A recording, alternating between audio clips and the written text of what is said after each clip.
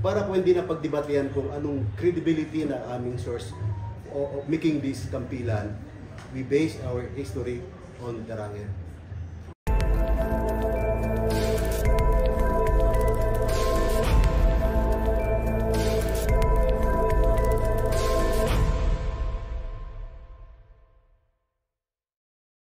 What made you decide to do a film about Lapu-Lapu? Where did the idea came from? Napaka-importante yung gagawin po natin dahil alam po natin, ang Pilipinas po, the only Catholic in Southeast Asia. So kung titingnan mo siya, konti lang yung nakakaalam ng Muslim cultures, diba? So one of yung makuha po natin dito is yung kultura ng mga Muslim po. Diba? Kasi ang daming kultura ng mga Muslim na hindi alam ng mga kapatid natin na baptism. So, to sum up that, this is an educational film yung gagawin po natin para magbigay po ng kaalaman ng ating mga non-Muslims about sa kultura po ng mga Muslim. Ganun din, ang ating version, ay ito ang version ng ating Muslim from the South. Kasi hanggang ngayon po, ang Lapu-Lapu ay pinagdidibatihan po. Mayroon ding lumabas na libro, this 2023, na si Lapu-Lapu daw ay isang Bisaya.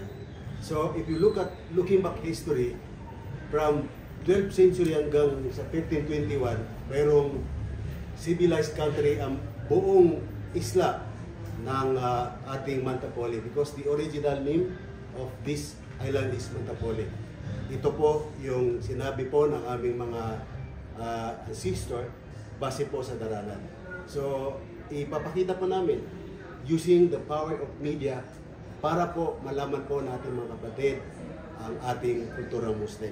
Diba kasi minsan malalaman po natin yung kultura ng mga Muslim kapag ikaw ay pumunta sa Dubai, kapag ikaw ay pumunta sa ibang Muslim countries.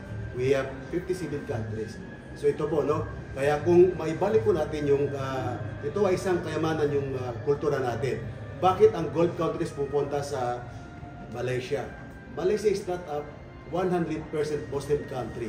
But because they preserve their cultures, naging yaman po nila ang kanilang kultura.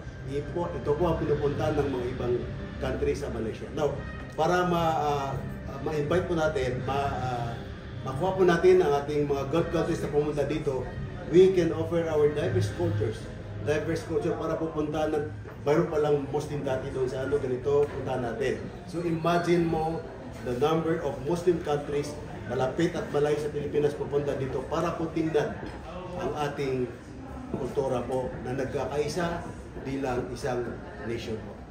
Gaano po ka-credible ang research nito considering na this film is an educational or historical film? Because of that genre, hindi lang siya for entertainment, kundi may responsibility aspect siya. So, siguro po si Director Sani. Yes, if you look at the titles, Kampilan, The Untold Life of Kalipunan. Now, in our local laws, remember that we have 3 local laws. The traditions in Taritibanisma of the Maranao, we have Diwan of Tausug, and we have Luaran of Maguindanao. These laws were unwritten. Ito po ay hindi nakasulat. Kakaiba po ito.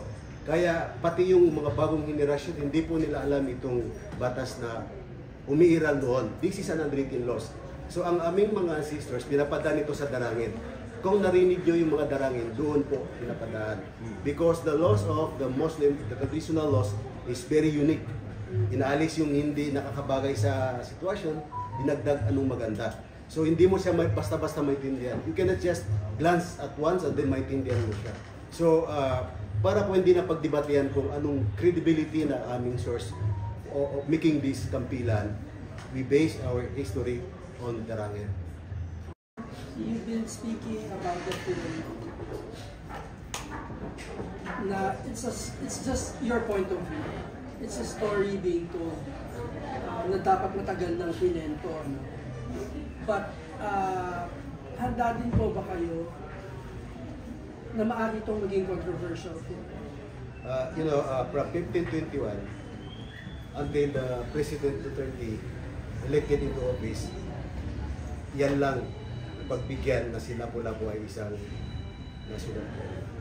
So, with that period of time, talagang pinag-didebatehan pa na ganito, ganyan. Pero kami po ay nakahanda. That what we are doing is based on our darangin. Sabi niyo po kanina, sir, hindi po mamadali yung pelikula. Tama. Definitely, making a movie is not easy as what we think. Pero ano po yung nag-trigger talaga po sa inyo na naisip niyo na po na finally gusto niyo na pong gawin ang kwento nila po lang? Sabi ko, nagsimula po tayo before pandemic, no? Opo. During the pandemic, lahat tayo hindi makakalabas. Pinapanood natin kung ano dapat panoorin. Kaya doon tayo came up with the idea na mayroon tayong ganito na pwede kayang gawin ng Pilipino movie industry. So ganun na po pala katagal, sir. Matagal po yun. For a non-Muslim audience, ano yung makukuha kong mensahe sa pelikula? So, yung sinasabi po natin, no? Yung isang kultura ng Muslim, napapanood po natin. Kasi, of course, yung napanood natin, because that's only a teaser. So, may mga eksena dyan na we will display the cultures of Muslims. Lalo na po yung nasabi po natin, di ba? Kasi may mga nagawa po na napula po na may mga love story, but yung sa atin talaga kung ano ang talaga ang nalaman po natin. Kasi sa 1521, bakit daw tinawag na Limasawa Island? So if you look at the name of that island, Limasawa, dahil daw ang isang dato doon ay 5 ang asawa. So titingnan po natin kung ano ang magandang istorya po na maibigay po natin sa ating mga manunood para po makakuha po ng magandang aral. Ang kapilan na hindi basta-basta lang movie film, kung hindi magbibigay ng aral sa lahat, hindi lang sa pangbata, kung pati po sa ating matatanda.